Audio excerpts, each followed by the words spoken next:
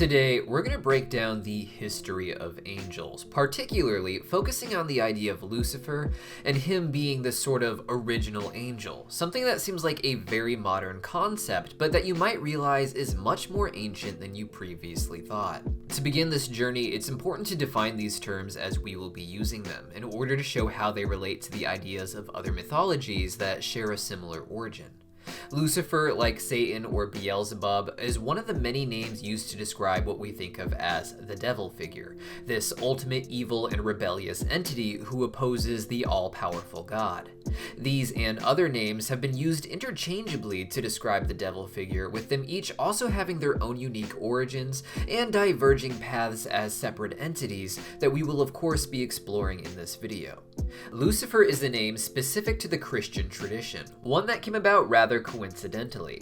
However, it was a term used to describe a figure found throughout many of the world's ancient religions, one that the eventual Christians recognized not just in Judaism, but also the religions and mythologies that they were letting go of as they embraced monotheism through Christianity.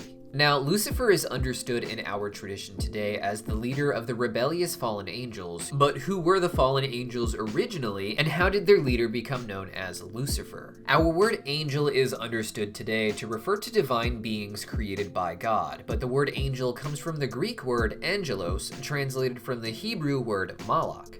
Malach means messenger in Hebrew, and in the Old Testament was used to refer to divine entities sent by God to deliver messages, such as in Genesis 19, where God sends two angels or messengers to the city of Sodom.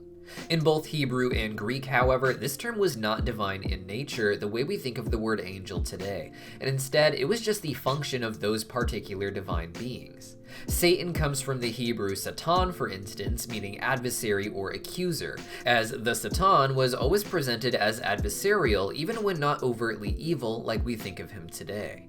In Daniel as well, angels come down who are described as watchers, a term which here meant an angel who is watching over the humans, but which was also applied to a group of angelic beings that we associate more so with the fallen angel trend in mythology. Now, while what we refer to as angels can have many different names in the Old Testament, a more universal term, if you will, is the term sons of God, which appears in the Book of Genesis and in the Book of Job.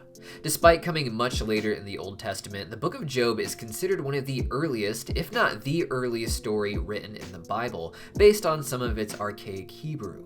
This story is famous for including the disagreement between God and Satan, or Ha-Satan as he's called in the Hebrew. Ha meaning the, and Satan, as we said, translating to adversary or accuser.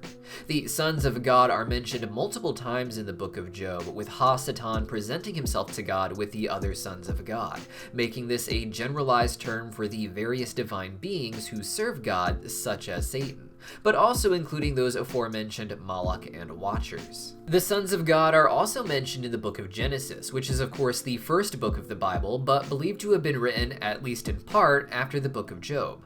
Here, the sons of God are mentioned in Genesis 6 in the opening narration describing the time just before the Great Flood.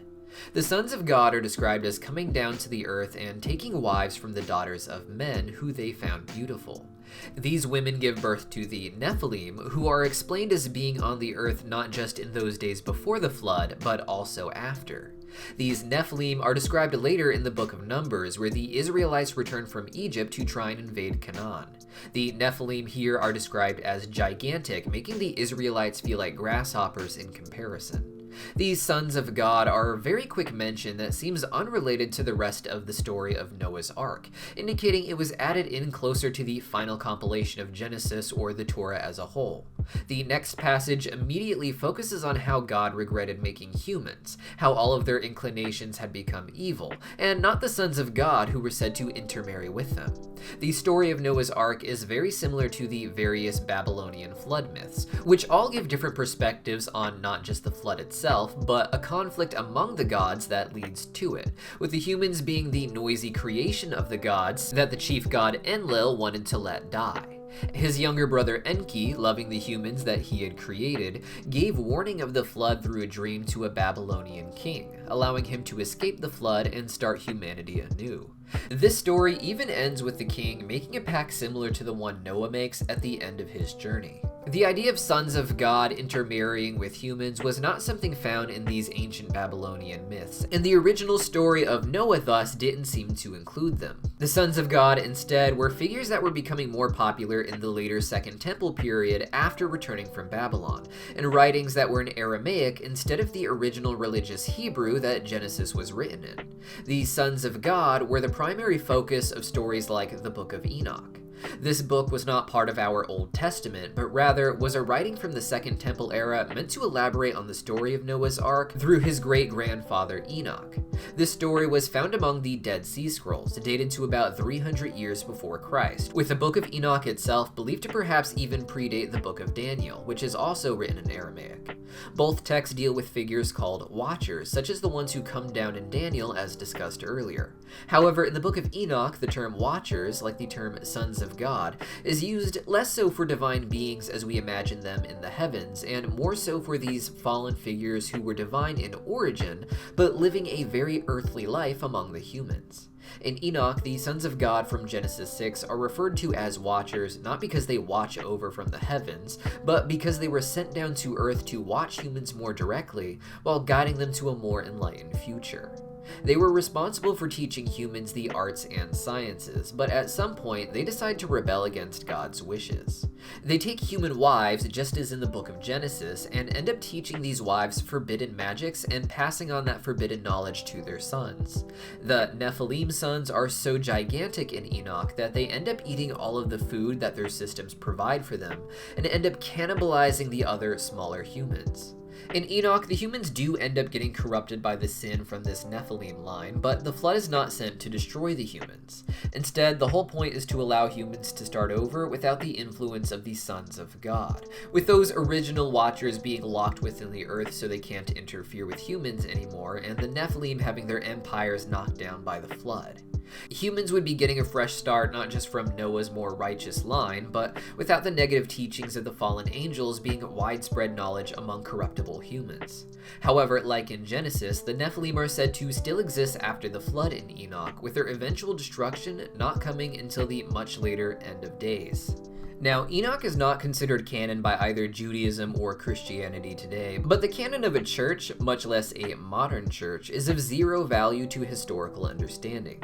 Enoch was not just some bonus story or even some rare find for readers of the Old Testament during the Second Temple period, but rather it was essential reading to understanding the Old Testament as a whole.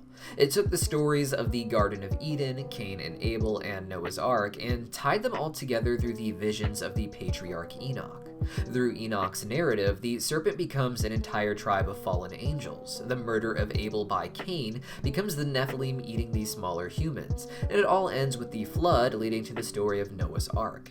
Enoch was not just something read by Jewish people at the time either, but was also read by a lot of Greek philosophers. The Second Temple period had the people of Judea largely under Hellenistic influence, with a lot of cross-cultural exchange between the people of Judea and the Greeks, and the Greeks could be described as having a bit of a fascination with the alternate perspective that Jewish literature held in the world of mythologies. Judaism is of course famously monotheistic, but its stories still have a lot of the same ideas as the other polytheistic religions, and often are directly modeled after other religions that the people of Judea came in contact with. Polytheism has very little need for human characters. They do exist, but the conflicts are largely about the gods, often predating the creation of humans as we know them today. Judaism doesn't just reduce God to a singular entity, but it translates those other gods into different figures and symbols. Like with polytheism, the deeper in the past those figures exist, the more metaphorical and magical they seem to be, but the later characters, while still metaphorical symbols for their entire tribes, are more humanistic patriarchs engaging in tribal wars instead of gods fighting for dominion over the cosmos. The fallen angels thus were seen as having several similarities to the Greek mythology, which, like Judaism, seem to be talking about a lot of the same historical events deep in our past. In some cases, the fallen angels, or the original sons of God, are seen as being the titans of Greek mythology. The best example of this is the Greek work Theogony by Hesiod from the 8th century BC. Theos means God, and geni means generation, so Theogony is a genealogy of the gods. As the name suggests then, the Book of Theogony is really the story of the gods as a whole, told with various genealogies to indicate how they connect, with the Titans being very prominent in the beginning of the story. These were the first true gods to rule over the Greek pantheon, 12 children of Gaia, the earth, and Uranus, the sky, who would end up ruling the world under the lead of Kronos. Kronos was aware of prophecies, however, that he would one day fall to his own children, and thus he tried to devour them as soon as they were born. This may feel similar to the Nephilim, the giant offspring of the angels who ate the smaller humans. In both cases, true cannibalism is likely not what occurred, but rather this symbolized how early advanced tribes were known for controlling the less developed tribes surrounding them. Even up to the age of the Israelites, empires like the Assyrians were known for not allowing their outposts and colonies to grow too big, or to allow them to have a strong tie to their own culture. When a new place like Israel was conquered by the Assyrians, they would disperse the men into different other colonies that they had already taken over, where the Israelites would inevitably blend their culture and language together over several generations, before Assyria would mix them again with new colonies that they eventually conquered, so that their identities couldn't become too cohesive. This cannibalism in the story of the Titans and Enoch are historical metaphors for very twisted ways that conquering empires were cannibalizing their own colonies in order to stop them from rising to power. In both stories, however, the Titans and fallen angels are ultimately defeated. The Titans were defeated by the Olympians, who were the children of the Titans led by Zeus, and the Nephilim were defeated by the god of the Israelites who sent the flood to destroy them. The fallen angels, of course, were also responsible for passing down forbidden knowledge, something that makes them an obvious parallel to the serpent from the Garden of Eden. In Eden, the forbidden knowledge is that of good and evil, but the tradition holds that the knowledge came from sin and represents sin itself, with Adam and Eve eating the fruit, only to recognize that the act itself was sinful or evil. The fallen angels elaborate on the story of the serpent by depicting them as something a bit more human while still being divine in origin, and for the Greeks this also had a parallel with the character Prometheus. Kronos, as I said, was one of 12 titans who ruled the world, representing 12 or so tribes of people who maintained power deep in the past, with the claim of divine origin from above. One of these other titans was Iapetus, and Theogony could be said to be less about the battle between the Olympians and the Titans, and more so about the conflict between the lines of Iapetus and Kronos. Iapetus was the father of Prometheus, who teamed up with Zeus to fight back against the Titans. But after the Titans were banished to Tartarus, Theogony becomes primarily about Prometheus and his conflicts with Zeus. While Zeus was the chief god of the Greek pantheon, Prometheus was the creator of humans, and was the one who adored the humans more than the other gods. In this case, the humans refer specifically to the humans made to serve the gods by farming for them, the gods themselves being tribes of people who have pushed that labor onto the colonies that they have conquered. In most mythologies, the creator of the humans is not always the chief of the pantheon, but rather the god that represents the local people, even if not the chief god. Prometheus then is similar to Enki of the Babylonian mythology, who was known for creating and loving humans, but not being the chief god of the pantheon. Prometheus, interestingly, is even said to warn his son about an upcoming flood from Zeus that will wipe out all of the humans, just like Enki warned the Babylonian king as explained earlier. In Theogony, Prometheus didn't just make the humans though, he also tricked Zeus into picking portions of the food that were just fat, leaving the real meat for the humans to enjoy who had done the actual work of farming the animals. This angers Zeus, but the real conflict arises when Prometheus gives humans the knowledge of unwearying fire against Zeus's wishes. This is seen not just as giving forbidden knowledge to humans, but an illuminating knowledge, giving a dual connection to the idea of Lucifer as the fallen angel and Lightbringer. As punishment for this, Prometheus is chained to the earth and given a cyclical punishment that was seen as mirroring the later story of the serpent from the Book of Genesis. While bound to the earth, an eagle comes every day to eat Prometheus's liver, which painfully regenerates at night. The serpent, meanwhile, is forced to crawl upon the earth, losing its limbs and now having to slide on its belly. God prophesies that the serpent will bite at the woman's heel, and that the descendants of the woman will smash the serpent's head, their descendants having enmity between them for generations. Prometheus is not just the creator of humans as a whole, but after the Great Flood, Prometheus' son Deucalion is the one who restarts humanity, with his son Helen becoming the father or patriarch of the Greeks, meaning the Greeks trace their lineage back to Iapetus. Early Greek readers of the Bible believe that Iapetus was converted to a patriarch himself in the monotheization of flood mythology, which involved Noah having 3 sons, representing 3 distinct factions of culture in the world at that time. These sons were Shem, father of the Shemitic people, Ham, father of the Hamites, Egyptians and Babylonians, and a son we refer to as Japheth in English, who is said to be the father of those north of Israel and even a bit into Europe. The Table of Nations describes them as populating the Isles of the Gentiles, which eventually leads over to Greece. Now, we pronounce this patriarch as Japheth in English, but the Hebrew letters are Y, P, and T, or Iapetus, connecting this god from the flood story of the Greeks to that of the Jewish peoples, just with different arrangements in their larger genealogies for their surrounding cultures. The idea of an illuminating figure giving wisdom to humans is something found all over the world, and not just in the clusters of nations that surround the Greek or Jewish peoples. For many cultures such as the Egyptians, this was actually the story of their founding gods such as Osiris. Osiris was the chief of the gods in the Egyptian pantheon, being known for teaching humans agriculture and architecture when founding Egypt. All the way across the sea, they have Quetzalcoatl, a feathered serpent who was said to come after a great flood and teach the humans the knowledge they needed to restart civilization, including agriculture and architecture. This is very similar to the legends of the Serpent of Wisdom, even found among the Aboriginals in Australia. All around the world, we find these myths of divine beings, often a god or even a serpent, giving humans great knowledge so that they can start their civilizations. This is what we now call the Lucifer tradition, but interestingly, that name came much later. The use of the name Lucifer began in the 4th century BC with the Latin Vulgate translation of the Bible. This translation, like many before it, would attempt to syncretize certain figures from the Old Testament with those in its own culture.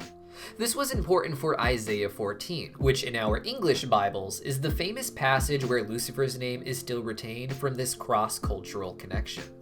Isaiah 14 is a poem describing an ancient king of Babylon who had fallen from grace, and who would eventually meet his demise when Babylon fell to the Persians, who would in turn allow the Jewish people to return to their homeland.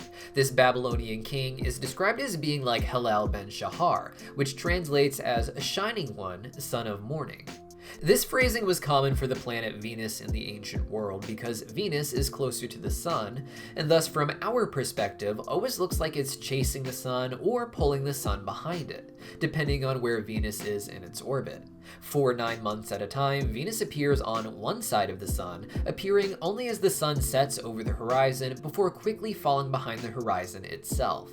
During this 9-month period, Venus was referred to as the evening star. After 9 months of being on this side of the sun, however, Venus moved to the other side of the sun from our perspective and is only visible in the morning at that point. During this period, as the sky begins to brighten in the morning, Venus can be seen rising before the sun, signaling the eventual rise of the sun itself as it comes over the horizon. During this period, Venus is known as the morning star or star of the morning. In the early Greek translations of this passage, Hallel ben Shahar was referred to as Hesperos, a term used throughout Greece to refer to Venus as the morning star, with Hesperus being used to refer to Venus when it's the evening star. In the Latin Vulgate, Hallel was translated as Lucifer, meaning Lightbringer, the name used for the morning star in Rome, emphasizing the bringing of the sun's light after it. This Lucifer did not have a mythology to him the way Venus did as a goddess in the actual Roman pantheon, but rather Lucifer as a character was something more akin to a fairy tale, a simple metaphor used to understand the motions of the morning star bringing up the sun behind it. In this passage from the Bible, however, the Babylonian king is described as being like Hallel or Lucifer, in that he tried to outshine the sun, but ended up falling into a pit within the earth. This pit in the earth could be said to symbolize Venus disappearing from the morning sky for the 9 months that it acts as the evening star, but early Greek readers were quick to connect this figure with the fallen angels from the Book of Enoch, who, as we described earlier, were thrown into the pits within the earth. This would lead to the understanding of the fallen figure in Judaism from the late Second Temple period that would inspire the 1st century of Christianity, and the writings of the New Testament. In the New Testament, the many fallen angels of Enoch are consolidated into a single figure sharing their history, this time going by the names Satan and the Devil, or Diabolos in the Greek. Satan came from Hasatan in the Book of Job, as we said, which can be translated as adversary or slanderer, both being closely related in ancient cultural context. Hasatan is not just portrayed as adversarial, but as someone who slanders people like Job by insisting that they only praise God for the blessings that he gives them. Hasatan presented this claim to God in the Book of Job after coming in with these sons of God, as discussed earlier. In the original context of this story, Hasatan is allowed to test Job in order that Job and Hasatan himself can learn a greater lesson from it. But over the centuries, the interpretation of the story has led to Hasatan being seen as a more rebellious angel like the sons of God from Genesis 6 and Enoch, not seeing God's greater plan and punishing humans because he thinks they are not worthy. The Greek New Testament used both the Greek Diabolos and Satan interchangeably, with Satan being transliterated from the Hebrew to be an alternate name with the same meaning. In the Book of Revelations, Satan is described as being the serpent that deceived the world, being cast into the earth the way the Watchers of Enoch had been, and taking his angels down with him. With the eventual translation to Latin in the 4th century, Lucifer's name would be tacked on to this character, with Lucifer and Satan moving in and out of the public's perception as being one character or two different characters. However, the New Testament was far from the final form of the school of thought surrounding this Lucifer figure, and a large part of untangling Lucifer from Satan after they had become associated with each other came from the various cultures, each having a unique perspective on the Lucifer figure from their own original mythologies. In some cases, cultures saw the Luciferian figure as good and others as bad, but in both cases, there was a nuance to the relationship with the tribe that the Luciferian figure represented.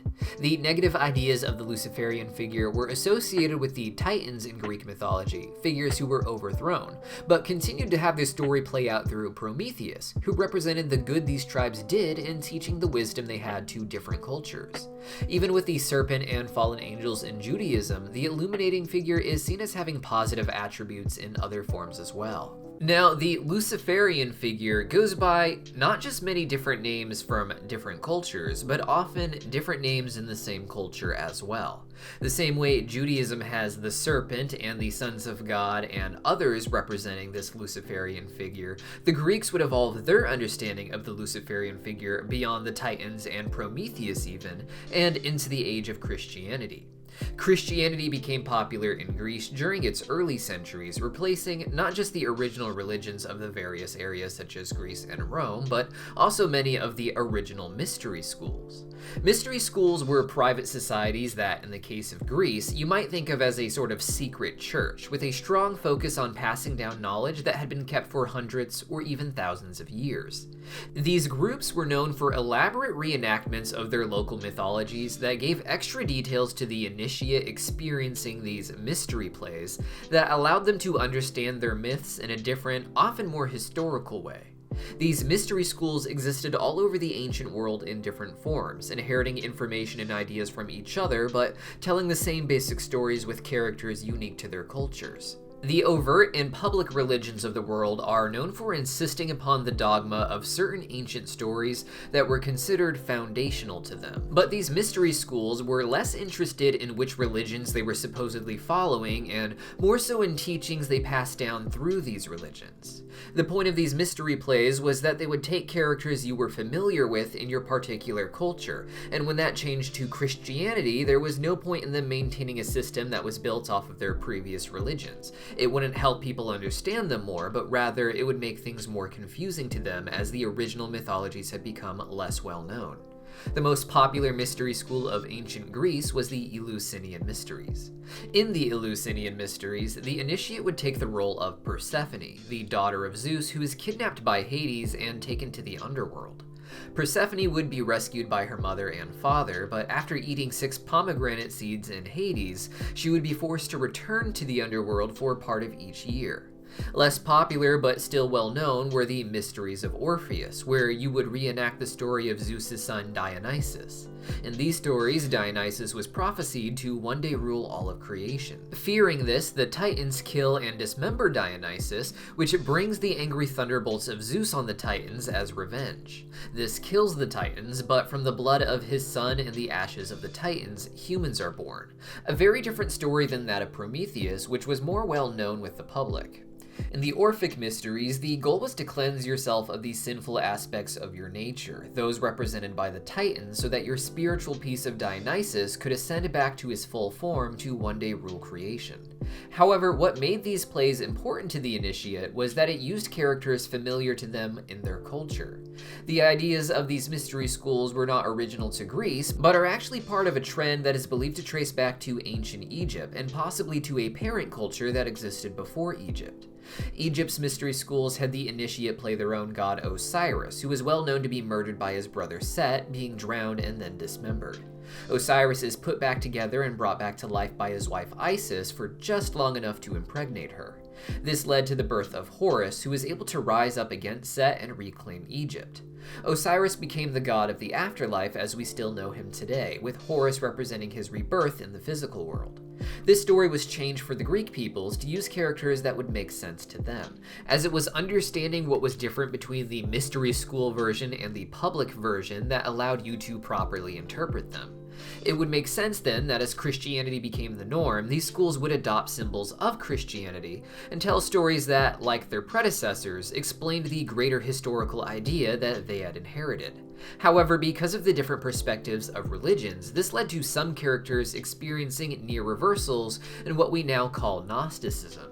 Gnosticism is the name we give to the mystery school movement that surrounded Christianity's early development because of its focus on gnosis, or the attainment of knowledge. The many Gnostic stories that survive to this day were built around the same themes and ideas, but with often wildly different smaller details and accounts of creation. The stories weren't presented as being any one canon over the others or even over the Bible itself, but rather the mystery school system as a whole was about showing that no myth was exactly canon, but just a different perspective with a different symbol for the same history as the other cultures. By having contradictions in their various stories, they highlight that you should never hold any one idea to be absolutely true, and instead should always examine what is being said secretly by what details are given. Gnostic stories were often Bible stories being told from a post-Christian Greek perspective, but with a strong focus not on humans, but on a character named Sophia. Sophia is Greek for wisdom, and in these stories, she's described as one of the many emanations of the highest of all gods. She exists in a realm of light with these divine entities that we would today think of as angels. Now, each of these stories are different, as I said, but in each, Sophia ends up falling out of this divine realm of light, or out of heaven, and into our material world, of which she is often the creator. The material world is sometimes her purposeful creation as part of the hierarchy of existence, but in some cases, it is a disastrous mistake that comes from trying to be like the highest of all gods, the monad, and create without a divine partner like the other emanations or angels around her.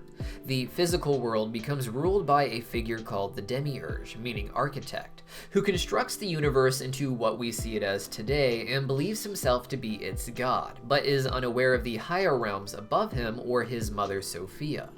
The demiurge creates humans and wishes to animate them using the light of Sophia that is trapped in his world, not realizing that he is limiting Sophia by trapping her in the material flesh. The demiurge takes the role of the Old Testament God in these stories, inverting the creation narratives and Garden of Eden story to portray him as someone who has trapped humans in this existence against their will.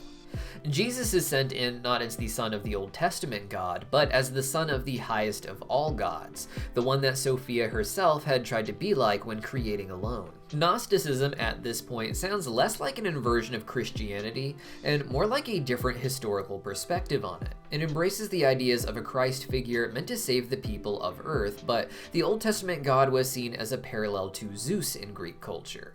Zeus is of course the chief god in the Greek pantheon, but the Greek theogony reads like the story of the later Gnostics.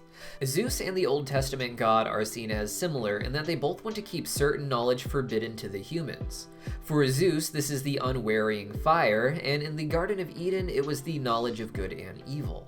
In theogony, Prometheus is the one who gives this knowledge to humans and is punished for it, with the serpent, of course, taking this role in Eden, but with Prometheus being more so revered in the Greek culture. This shows an evolution of the Luciferian figure from Prometheus out of the Hellenistic age into Sophia in the early centuries of Christianity. Like Prometheus, Sophia is bound to the earth, but again, like Prometheus, she is saved by a savior son from the god Most High, who in theogony is actually Zeus's son Heracles. Interestingly, in various Gnostic texts, it is Jesus and Sophia who are both linked to the serpent, the giver of forbidden knowledge. In the Apocryphon of John, for instance, Jesus explicitly states that he was the one who taught Adam and Eve to eat from the fruit of forbidden knowledge, so that they might escape their blind nakedness and escape the demiurge's prison of Eden. When John explains that he was taught that the serpent was the one who deceived Adam into eating from the tree of forbidden knowledge, Jesus explains that the real serpent, or rather deceiver, was the demiurge, who taught humans only what would be useful to serving him, taking the negative imagery of the serpent and applying it to the Old Testament God, and maintaining the idea that he delivered the forbidden knowledge that helps people.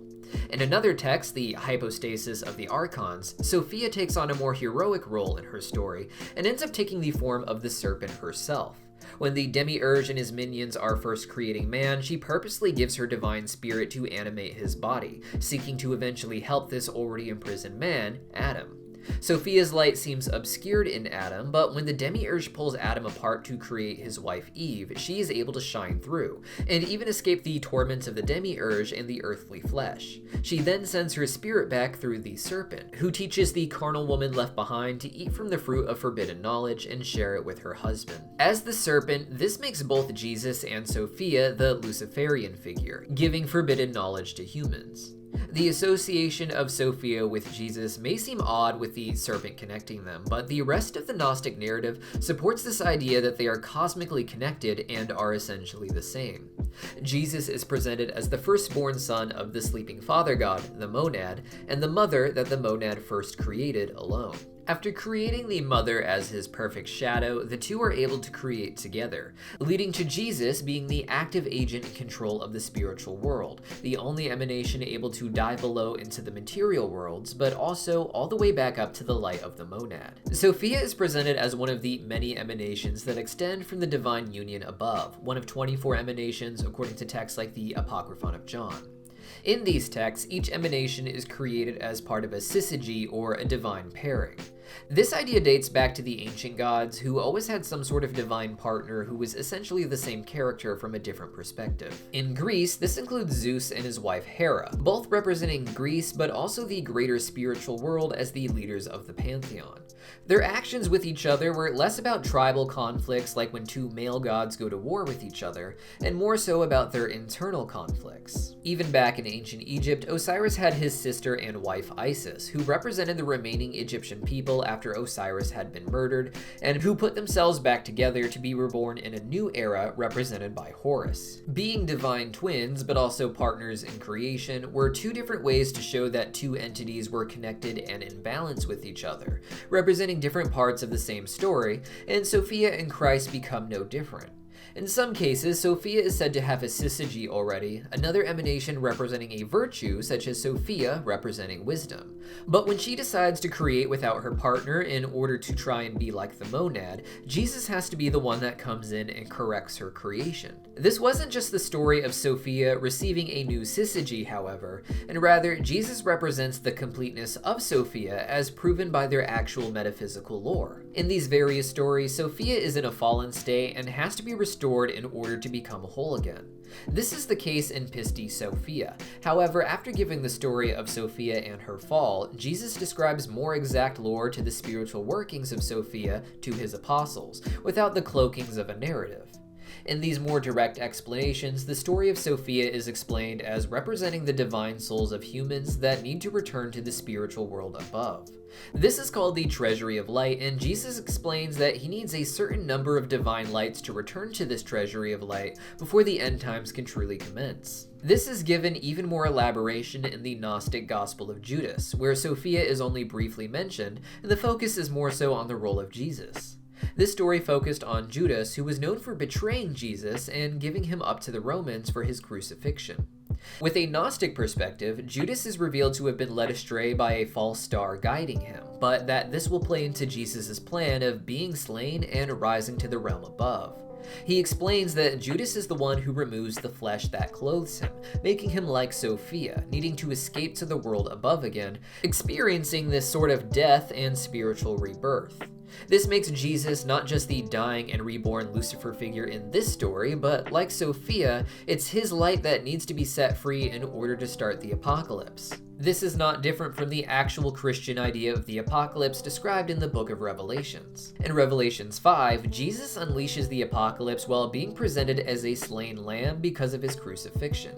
This slain lamb is the only one worthy of opening the seals, surrounded by other souls who, like the lamb, were killed in the name of the true religion. Not all of the punishments can be unleashed, however, and in Revelation 6, it is explained to the martyred souls who died like Jesus that a correct number of them has yet to be reached, and that they need more of these martyred souls to complete the plans for the end times. In these stories, Sophia is presented as the most distant of the emanations from God, leading to the creation of the physical world, but interestingly, this character is inspired by an aspect of Jewish tradition that has wisdom, or Chokmah, as the original angel who served at God's side. The Book of Proverbs presents Chokmah, or wisdom, as a personified entity begging the people to listen to their advice. In Proverbs 8:22, they describe being beside God in the beginning, their wisdom being crucial for the construction of reality. It is because of this that Jewish tradition translates the first story of Genesis a bit differently than our Christian English Bibles. In the King James Version and other common English Bibles, the opening lines said that in the beginning, God created the heavens and the earth. However, in the Jewish Orthodox English translation, it says that Elohim created the heavens and the earth, with the word God not being used until the creation of humans on day 6. However, in the original Hebrew, this word God is translated from the word Elohim as well. Elohim, of course, comes from the root word El, which was the name of the chief god in the Canaanite pantheon, the father of the gods Baal, Yam, and Mot. The I am in Hebrew denotes a plurality, so just as Nephilim means a group of fallen ones, Elohim means a group of gods or a council that surrounds God. In the Canaanite pantheon, the gods that surrounded El and worked with him were referred to as the Elim. When monotheizing the Canaanite and other cultures, the Jewish people would retain the use of the plural Elohim to indicate a plural majesty, and also to indicate the angelic council that surrounds him. In Psalm 82, for instance, the text says that God stands among the congregation of the mighty. He judgeth among the gods, in our English versions. The Hebrew version, however, says that Elohim stands among the Adat El. He judgeth among the Elohim. Elohim is used twice here, once to refer to our God, and then again to refer to other gods or divine beings like him who he clearly outranks, such as his angels who can be described as helping him. But here it's shown that they are rebelling like the sons of God, or sons of Elohim as they're called in Hebrew. Here, Adat El translates more literally as council or assembly of God. So the full English nuance of this is Elohim, as in God, stands among his divine council, where he judges Elohim, this time meaning his angels. It is because of that this Orthodox Jewish translation sometimes translates Elohim just as Elohim, referring to a group of divine beings, and other times as God, to refer to their chief god. Thus, in Genesis 1, it is not God alone, but his Elohim who create the world with him, with God coming in for the most important part, finishing creation with the invention of man, which the Orthodox version translates as being made in the image of God and the Elohim separately. In Jewish tradition, these Elohim aren't a nameless group, however, and there is actually a hierarchy of divine entities descending from God down to the physical world, in what Cabala calls the Tree of Life. Cabala means the received tradition, and it's a series of ideas about Judaism and the Torah passed down orally, particularly among rabbis, though several versions of this have been written down. These rabbis claim that at the time Moses was given the Torah at Mount Sinai, the priestly class was given the perfect oral Torah. This is supposed to be a long elaboration of the Torah's meanings that has been passed down perfectly thanks to the Torah itself being used as a sort of reference point by which you can remember everything. The Cabala, or this received tradition, has clearly evolved over time, with the important beginning to this story being its concept of the Tree of Life, which appeared in the early centuries of Christianity in the text the Sefer Yetzirah. Here, the Tree of Life is described as having 10 points, or sephirots, the first of these always being Keter at the top, which means crown. This point generally represents the ineffable and first god, similar to the monad in Gnosticism, an unknowable and unreachable entity that interacts with our world only indirectly and through his emanations. The first of these is Chokmah again, or wisdom, whose importance grows greater in each new era of Cabala. The Sefer Yetzirah describes the descent from Keter to Chokmah all the way down to the material Sephirah of Malkut, but it wouldn't be until the 12th century when Moses de Leon put together the Zohar that the more elaborate design of the Tree of Life popular today would be first drawn. The Zohar would elaborate on the nature of the Sephirah in various ways, as well as the role of Chokmah, who would begin to more so resemble the Sophia of Gnosticism, particularly in the later Lurianic Cabala of the 16th century. This is the Jewish Cabala that is most popular today, wherein Chokmah is described as the first thought of Keter, representing that ineffable original god. It is the light of Chokmah that creates the world, but also overflows into the world. This requires the uplifting of these divine sparks out of the human form and into its more divine fullness, so that God's light may shine properly through the world again. Very similar to the ideas of Sophia needing to escape the material world in order to return to the divine fullness above. Back and forth across the ancient Near East, Greece, and really cultures all over the world, we have this pattern of a wisdom figure, often the child of a chief god, falling into the world of the material, giving divine knowledge to humans, and eventually needing to be restored to that divine state above. This is the story of the original angel in Judaism as Chokmah, who would ultimately become what we call Lucifer today, with this identity intersecting with Christ, Prometheus, and even gods from across the sea. Thank you for those of you who made it to the end of this video. If you want more esoteric content like this, I've put out 8 audio essays over on my Patreon. Currently, one of the essays connecting the genealogies of the gods from different religions is available there for free. For a $5 donation, you get early access to each video before it airs, with there being a special preview of the upcoming video, and for $25, you get access to my full catalog of audio essays, currently at about 3 hours worth of content and more coming. So far, we have topics breaking down the Bible, the Book of Genesis, the Apocalypse, and Gnosticism. Each donation helps us put out more videos faster, and there's even 5-minute previews of each of the audio essays available for free if you want to see what you're getting into. But for those who are just going to wait, feel free to subscribe here, and I'll have hopefully 2 videos a month or as many as 4 videos a month up if we can get enough funding. See you guys soon.